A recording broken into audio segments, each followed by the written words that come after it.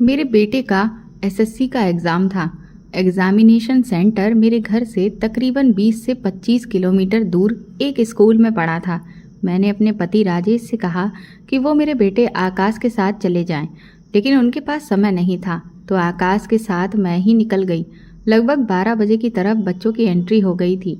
वहाँ मुझे शाम 5 बजे तक आकाश के बाहर निकलने का इंतज़ार करना था, इसलिए मैं पास के ही एक पार्क की तरफ चली गई और तभी मेरी नज़र वहाँ पर सुषमा पर पड़ी, जो एक कार से उतरी और पार्क के बगल वाली गली के अंदर चली गई। मैं उसके पीछे पीछे गई तो वो गली में आगे चलकर एक फ्लैट में दाखिल हो गई।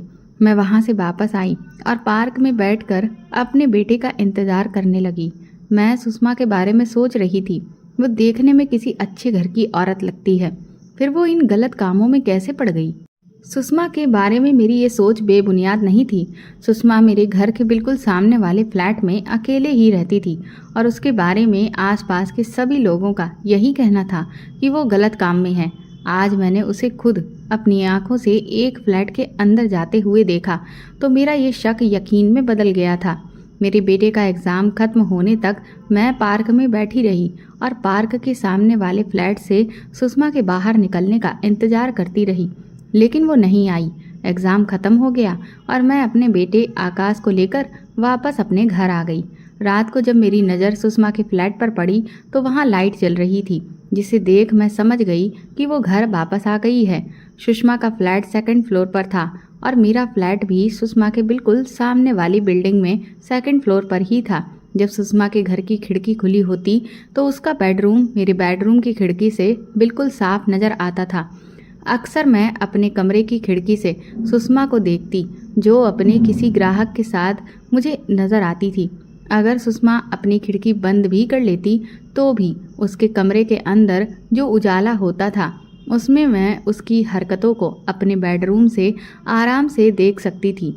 आज भी उसकी खिड़की खुली दिखी तो मैं अपने बेडरूम की लाइट बंद कर दी और हमेशा की तरह चाय का कप हाथों में लिए अपनी खिड़की के पास कुर्सी लगाकर मैं आराम से बैठ गई। उसके बेडरूम की खिड़की बंद होने से पहले तक वो उन्हीं कपड़ों में थी जिन कपड़ों में मैंने उसे पार्क में एक फ्लैट के अंदर जाते हुए देखा था। तभी मुझे एक आदमी नज़र आया और उसने सुषमा को अपने करीब कर लिया। सुषमा ने अपने कमरे की खिड़कियों को बंद कर लिया। काफ़ी देर तक मैं अपनी खिड़की से सुषमा के फ्लैट पर नज़रें गड़ाए बैठी रही, लेकिन कुछ देर के बाद ही उसके कमरे की लाइट बंद हो गई और मुझे लगा कि अब शो ख़त्म हो गया है।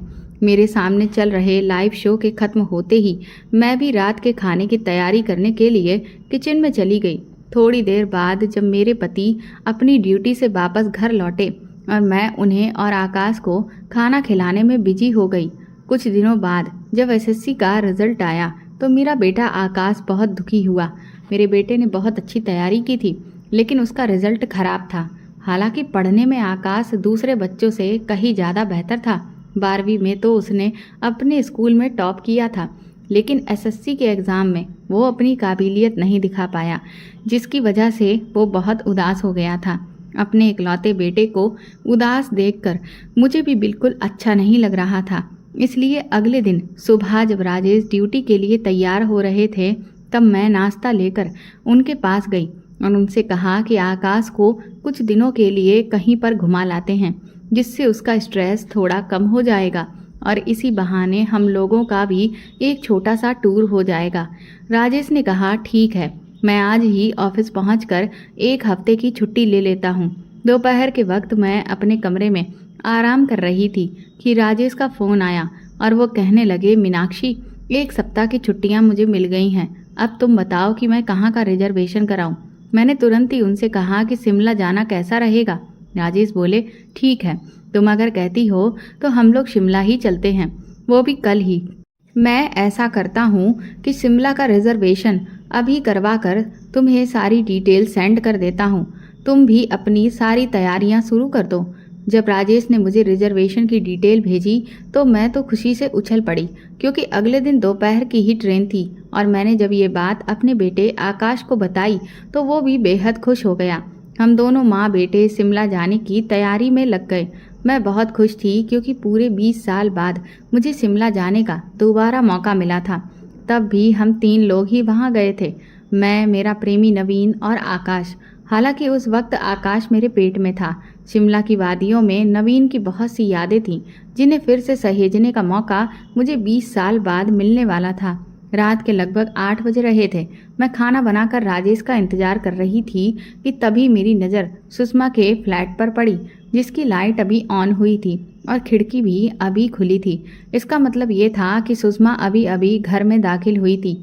मैं बेडरूम की खिड़की से सुषमा के घर को निहारने बैठ गई। उसकी खिड़की खुली हुई थी और मुझे सुषमा भी सामने ही नजर आ रही थी। तभी मुझे उसके रूम में एक आदमी नजर आया। दोनों के बीच मुझे देखने में कुछ ठीक नहीं लग रहा था। थोड़ी ही देर में मुझे ऐसे लगा जैसे किसी बात पर उन दोनों की बहुत जोरदार बहस हो रही थी। तभी सुषमा ने अपनी खिड़की बंद कर ली, लेकिन उसके कमरे की लाइट काफ़ी देर तक जलती रही।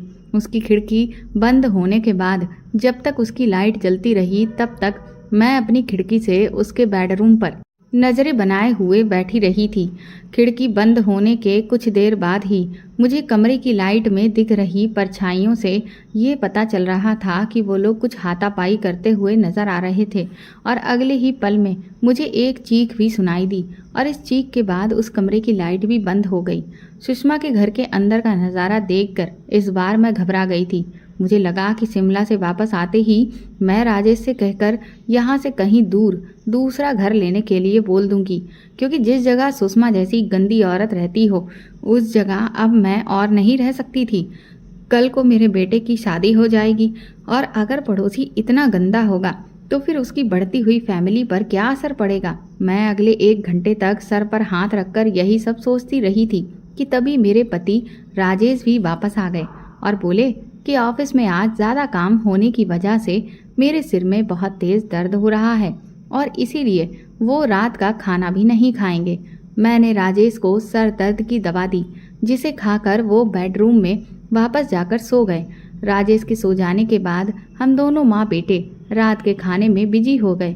खाना खाने के दौरान हम दोनों की अपनी बातें चलती रहीं कि शिमला में हम लोग क्या क्या करेंगे, कहाँ कहाँ घूमने जाएंगे। इस सब की हम प्लानिंग करते रहे और ये सब करते करते रात के 11 बज चुके थे। आकाश भी अपने कमरे में फिर सोने चला गया और मैं राजेश के पास आकर लेट गई। मैंने देखा कि राजेश सो चुके थे, लेकिन मुझे तो नींद ही नहीं आ रही थी। मैं रात भर सुषमा के बारे में ही सोचती रही। सुषमा के सामने वाले फ्लैट में रहने से अब मुझे बहुत खतरा महसूस होने लगा था। मैंने सोचा कि मैं ये सब अभी राजेश को बता दूं, लेकिन फिर मुझे लगा कि अगले दिन ही हम लोगों को शिमला के लिए निकलना है, इसलिए राजेश को बेकार की टेंशन देना अभी से ठीक नहीं है। लौट कर आराम से बात कर लेंगे। रात में देर तक जागने की वजह से सुबह उठने में मैं थोड़ा लेट हो गई और उठते ही शिमला जाने की तैयारी में लग गई। थोड़ी देर के बाद मैं आकाश और राजेश के लिए सुबह का नाश्ता तैयार करने किचन में गई कि तभी दरवाजे की घंटी बजी। मैंने जाकर दरवाज़ा खोला तो सामने पुलिस की वर्दी में खड़े एक आदमी को देख मैं बुरी तरह से घबरा गई। तभी वो आदमी बोला, आप सुषमा को जानती हैं? सुषमा का नाम सुनते ही मैं चौंक गई थी। दरवाजे की डोर बेल बजी तो मेरे पति राजेश भी जाग गए थे और जब उन्होंने सुना कि दरवाजे पर मैं किसी पुलिसकर्मी से बात कर रही हूँ तो फिर वो भी तुरंत आ गए और उन्होंने उससे पूछा कि कौन सुषमा, आप किस सुषमा की बात कर रहे हैं? वो इंस्पेक्टर बोला, दरअसल वो आपके सामने वाले फ्लैट में एक खूबसूरत औरत रहती थी, मैं उसी की ही बात कर रहा हूँ।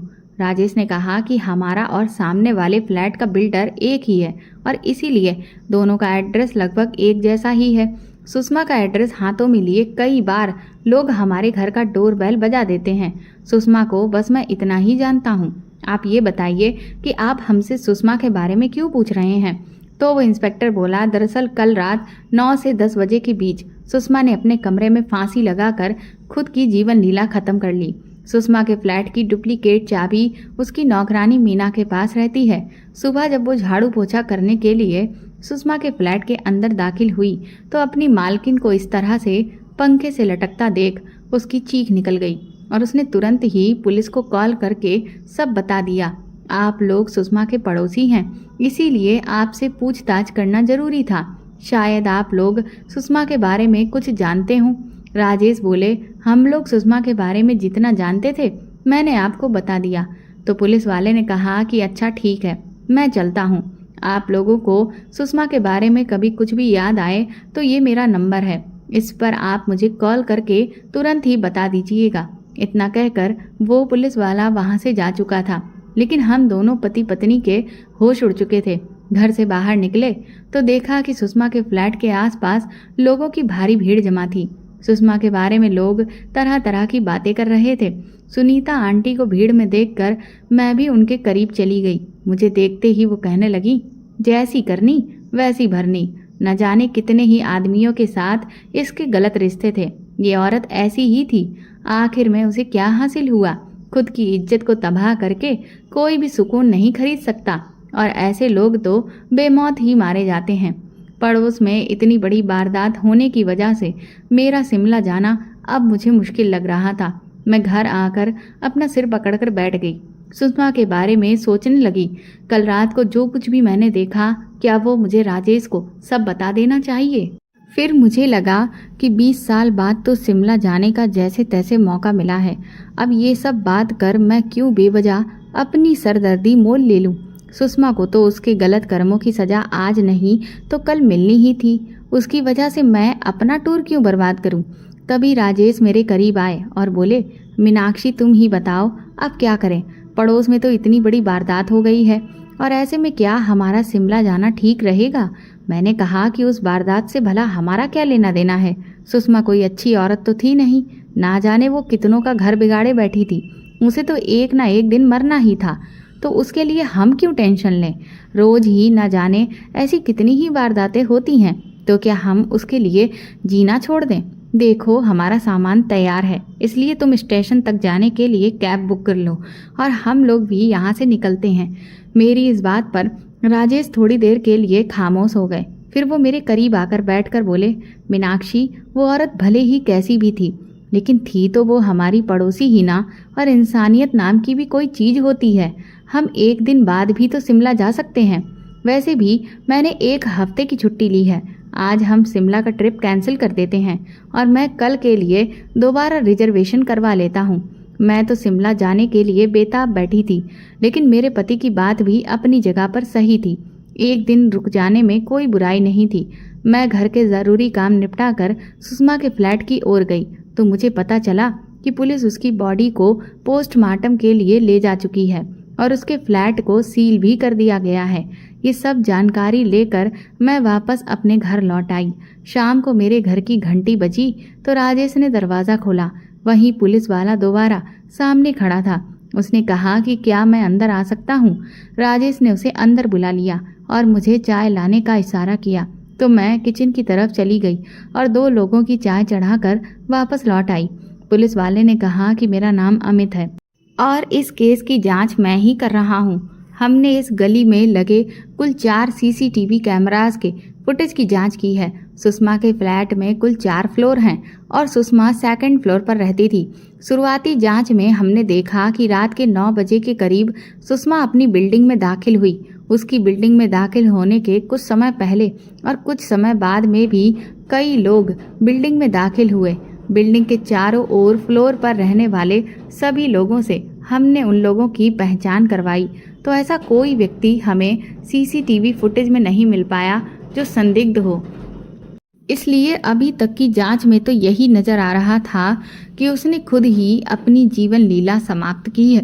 पोस्टमार्टम रिपोर्ट और शुरुआती जांच में भी यही बात निकल कर आई है कि उसने अपनी मर्जी से ये सब किया। लेकिन सुषमा के कमरे से हमें कोई भी ऐसा नोट नहीं मिला। सुषमा के घर से 2 अलग अलग आदमियों के पैरों के निशान मिले हैं, जिसकी वजह से ये मामला अब और पेचीदा हो गया है। मैं आपके पास इसलिए आया हूँ कि जब मैंने सुषमा के बेडरूम की खिड़की से बाहर झांक कर देखा तो मुझे बिल्कुल सामने आपका फ्लैट नजर आया।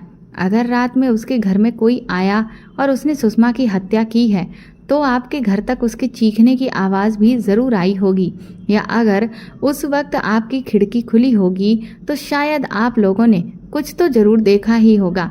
इंस्पेक्टर अमित की इन बातों को सुनकर मेरे होश उड़ चुके थे। मैंने रात वाली बात अब तक अपने पति को नहीं बताई थी। अगर अब मैं वो बातें इंस्पेक्टर को बताती तो राजेश को शायद अच्छा नहीं लगता, इसलिए मैंने रात की वारदात पर खामोश रहना ही ठीक समझा। तभी मेरे पति ने इंस्पेक्टर से कहा कि कल रात को मैं खुद 10 बजे ड्यूटी से घर पहुंचा हूं, क्योंकि मेरे सर में दर्द हो रहा था। इसलिए घर लौटते ही मैं सो गया और सुबह जब अपने दरवाजे की बेल बजाई तभी मेरी नींद खुली थी। मैंने ना तो कोई चीख सुनी और ना ही मैं खिड़की से बाहर झांकने की कोशिश की।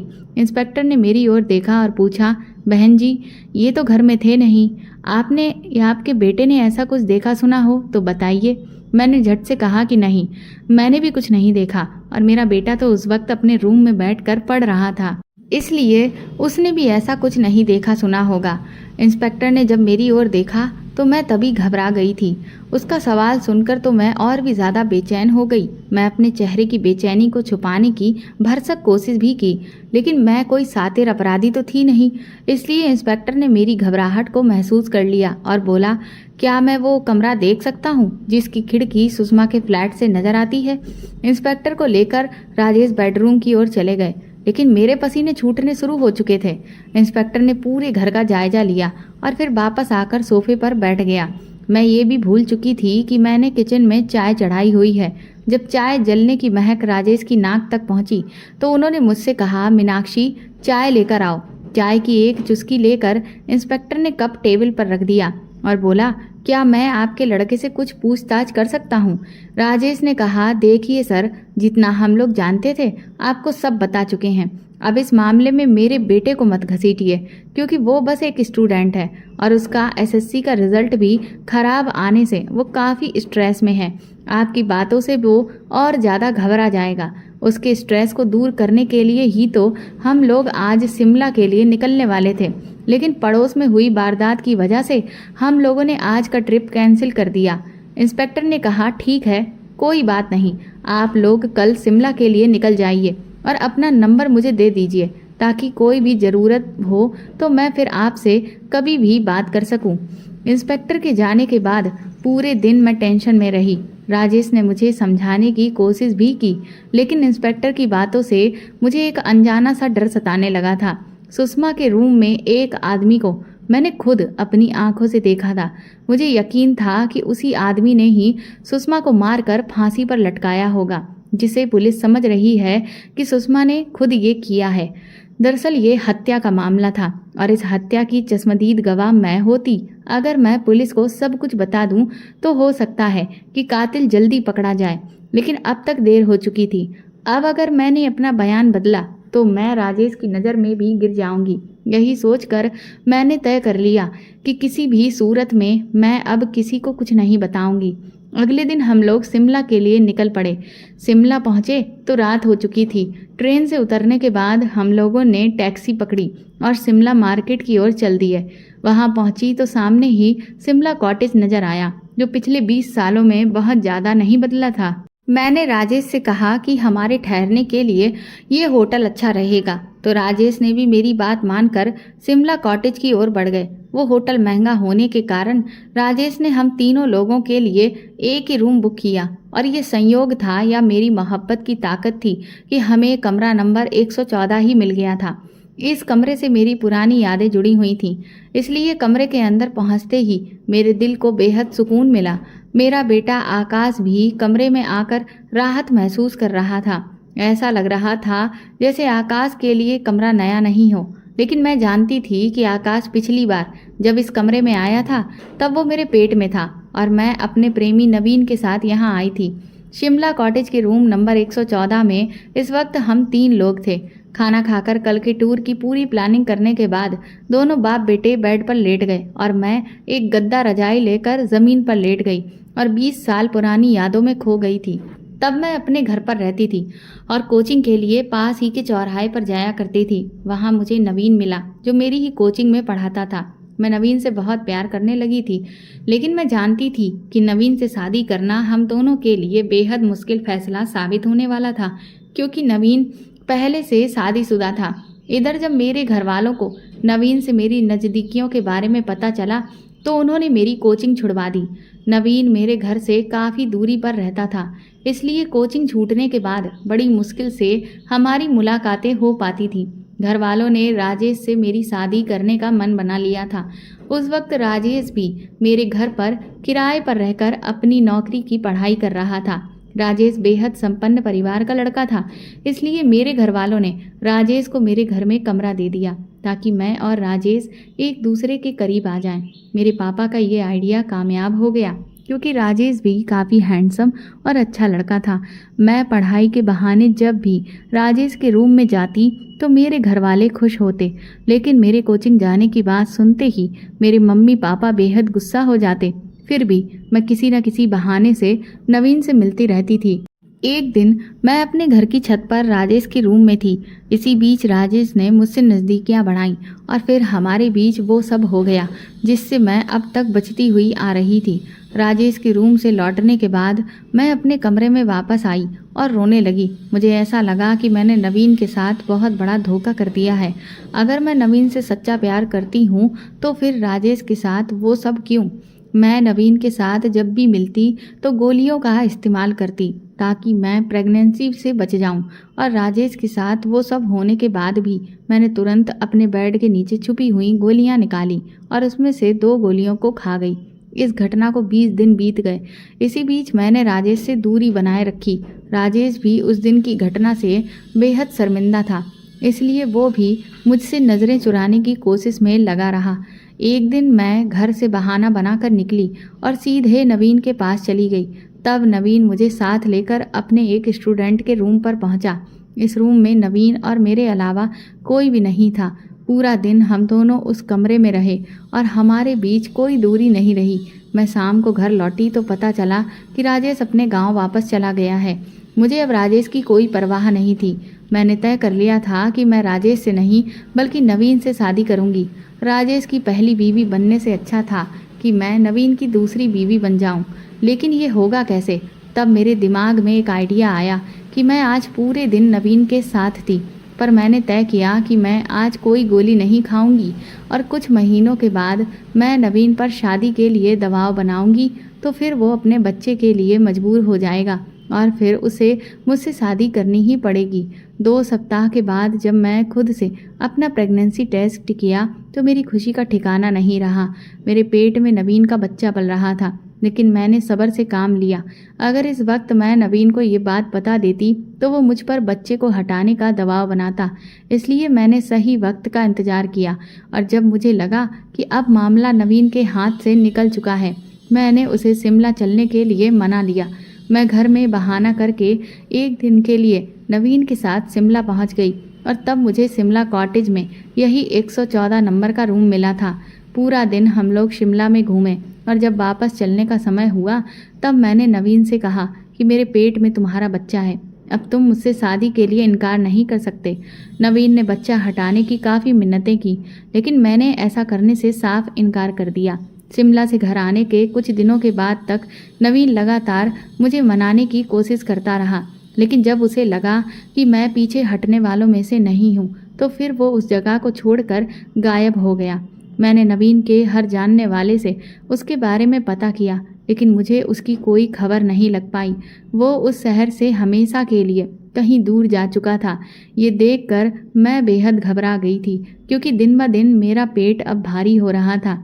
एक दिन अचानक मुझे उल्टियाँ शुरू हो गईं, तो मेरी माँ मेरी इस हालत को पहचान गई। वो फिर मुझे तुरंत ही लेकर कमरे में गई और बोली, सच सच बता, तुम्हारे पेट में किसका बच्चा है? मैंने माँ से उस वक्त झूठ बोल दिया कि ये राजेश का बच्चा है। मेरे मुंह से इतना सुनते ही मेरी माँ की सारी टेंशन दूर हो गई। वो बोली, राजेश बेहद अच्छे घर का लड़का है। उसके घर वाले तो हमारे जैसे घर में अपने बेटे का रिश्ता कभी भी नहीं करते, इसीलिए तेरे पापा ने उसे अपने घर में रखा था ताकि वो तुझसे मोहब्बत करने लगे और इस तरह तू राजेश की बीवी बन जाए। अब तो बैंक में उसकी सरकारी जॉब भी लग गई है। राजेश से अच्छा लड़का तो तुम्हें 7 जन्मों में भी नहीं मिल पाता। क्या तुमने अपने पेट से होने की बात राजेश को बताई है? मैंने कहा कि वो तो अपने गांव चला गया, तो मेरी उससे कोई बात ही नहीं हो पाई। माँ ने कहा कि तुम उसे अभी कॉल करके सारी बात बता दो और बोलो कि इसी महीने वो तुमसे शादी करे। माँ का ये आइडिया काम कर गया और मैं बहुत बड़ी मुसीबत से बच गई। राजेश को तो पक्का यकीन था कि मेरे पेट में उसी का बच्चा पल रहा है, लेकिन मैं जानती थी कि ये राजेश का नहीं बल्कि नवीन का बच्चा था। मेरे सीने में दबा ये राज ऐसा था जिसे मैं आखिरी सांस तक छुपा कर रखना चाहती थी। राजेश से शादी के बाद मैं काफ़ी समय तक इस शहर में रही। फिर इसी बीच राजेश के घर वालों ने भी मुझे अपना लिया था। 5 साल पहले राजेश ने अपनी कमाई से इस दूसरे शहर में फ्लैट खरीदा तो मैं उसके साथ यहाँ आ गई। सुबह जब मेरी आंख खुली तो मैंने महसूस किया कि राजेश पलंग से नीचे उतरकर मेरे करीब आकर लेटे हुए थे। राजेश आज भी मुझे बेहद प्यार करते हैं। ये बात जानकर मैं कभी कभी खुद को बेहद खुश नसीब समझने लगती हूँ। हालांकि मैं भी राजेश से बहुत प्यार करती हूँ और ये बात भी पूरी दुनिया को मालूम थी। मैंने राजेश को जगाया और फिर वो फ्रेश होने चले गए। हम तीनों ने कुल 3 दिनों तक शिमला में खूब मौज मस्ती की। राजेश का इरादा था कि शिमला से मनाली चलें, लेकिन इसी बीच उनके नंबर पर थाने से इंस्पेक्टर अमित का कॉल आ गया और हम लोग वापस अपने घर लौट आए। शाम को ही इंस्पेक्टर हमारे ड्राइंग रूम में बैठे थे और सुषमा के केस के बारे में वो राजेश से चर्चा कर रहे थे। मैंने चाय टेबल पर रखी थी कि इंस्पेक्टर ने मुझसे पूछा, क्या सुषमा कभी किसी काम से आपके घर आई थी? मैंने कहा नहीं, वो पड़ोस में किसी से मतलब नहीं रखती थी। इंस्पेक्टर ने ये सुनकर गहरी सांस ली। बोले, दरअसल आप लोगों को इतना अर्जेंटली बुलाने का कारण यही था कि सुषमा की कॉल डिटेल से हमें ये पता चले कि सुषमा का एक आदमी के साथ गहरा रिश्ता था। सुषमा के नंबर से सबसे ज़्यादा कॉल इस आदमी के नंबर पर ही की गई थी। जब पुलिस ने उस नंबर को ट्रेस किया तो पता चला कि ये नंबर तो यहीं पास में ही एक्टिवेट था और सुषमा की मौत के बाद ये नंबर स्विच ऑफ हो गया। जब हम लोग उस लोकेशन पर पहुंचे तो वहां से हमें नवीन नाम के एक आदमी की लाश कमरे के पंखे से लटकी मिली। साथ ही एक आखिरी नोट भी मिला जिसे जब्त कर पुलिस ने राइटिंग एक्सपर्ट के पास भेज दिया।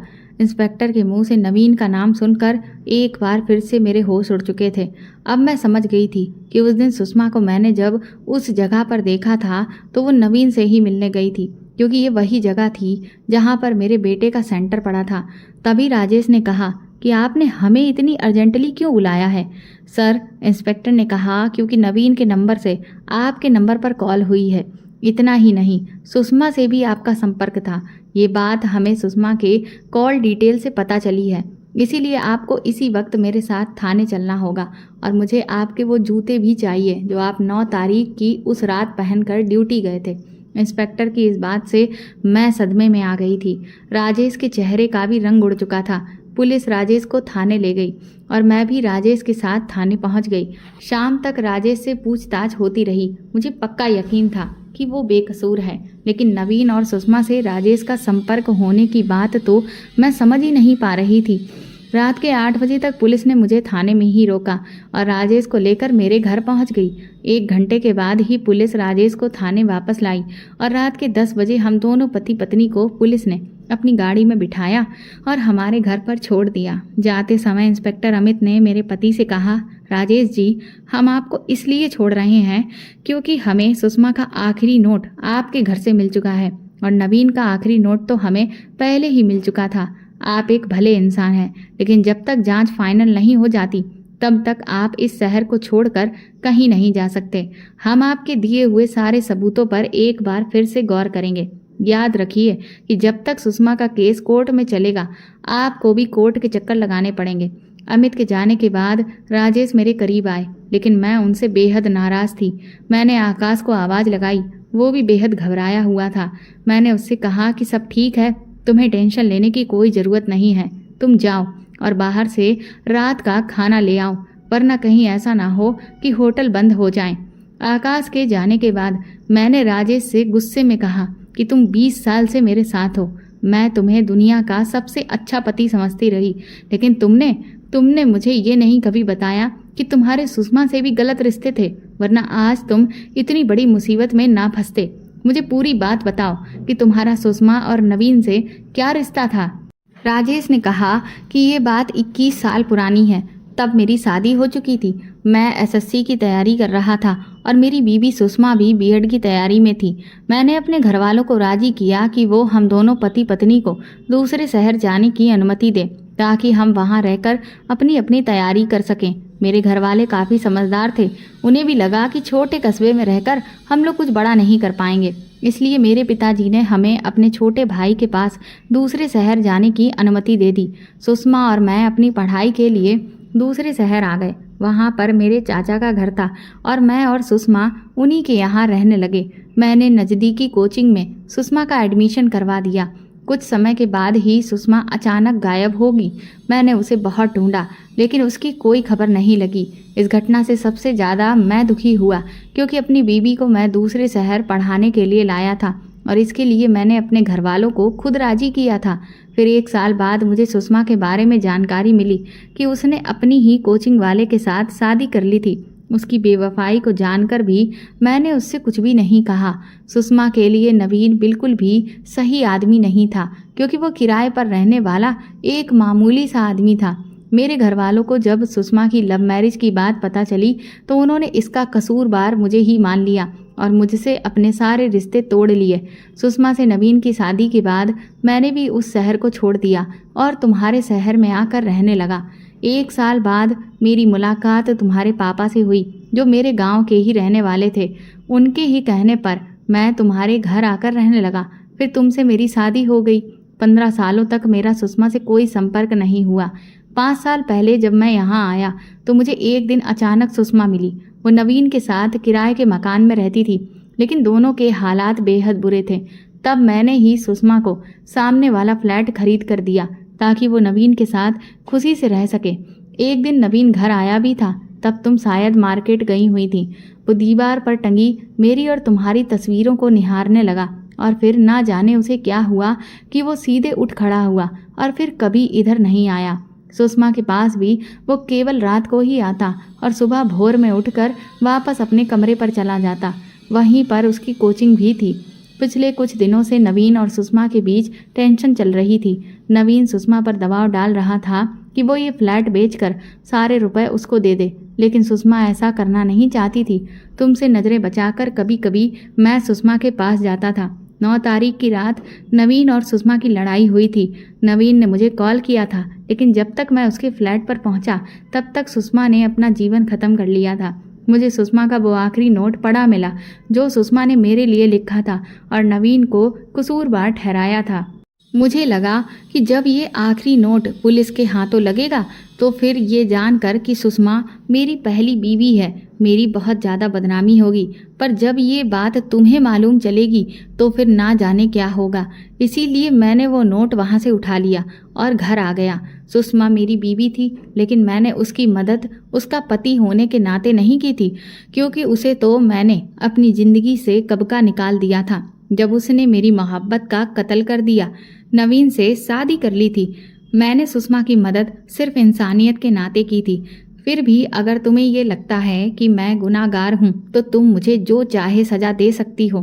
राजेश की बात सुनकर मैं कुछ नहीं बोली और सीधे अपने कमरे में जाकर बिस्तर पर लेट गई। राजेश ने 20 सालों तक मुझसे इतना गहरा राज छुपाए रखा था, जो उसने आज मेरे सामने उजागर कर दिया। क्या मैं राजेश जितनी हिम्मत कर सकती हूँ? क्या मैं अपने गहरे राज राजेश के सामने उजागर करने की हिम्मत कर सकती हूँ, जो मैंने उससे 20 सालों तक छुपाए रखे? अगर राजेश गुनाहगार था तो मैं भी गुनाहगार हूँ। मैं यही सब सोच रही थी कि राजेश मेरे पास आए और मेरे पैरों को पकड़कर रोने लगे। मैं झट से उठी और मैंने राजेश को गले लगा लिया। सुषमा से मेरा एक अनजाना सा रिश्ता था जो मुझे अब समझ आ रहा था। अगर वो ना होती तो शायद उसकी जगह मैं होती और आज जो सुषमा के साथ हुआ वो मेरे साथ होता। नवीन को उसके किए की सजा भी मिल चुकी थी, लेकिन सुषमा के बारे में मैं बिल्कुल गलत साबित हुई। काश राजेश मुझे सुषमा के बारे में पहले बता देते तो शायद मैं उससे मिल पाती। दोस्तों, इंसान एक सामाजिक प्राणी है और इसीलिए सामाजिक मर्यादाओं के साथ जीना ही इंसान की ज़रूरत है। जब भी कोई इंसान इन सामाजिक मर्यादाओं को लांघने की कोशिश करता है तो उसका हाल सुषमा और नवीन के जैसा ही होता है। तो दोस्तों, आपको ये कहानी कैसी लगी हमें कमेंट करके ज़रूर बताएं और प्लीज़ इस कहानी को ज़्यादा से ज़्यादा शेयर और लाइक करके मेरे चैनल को सपोर्ट करें।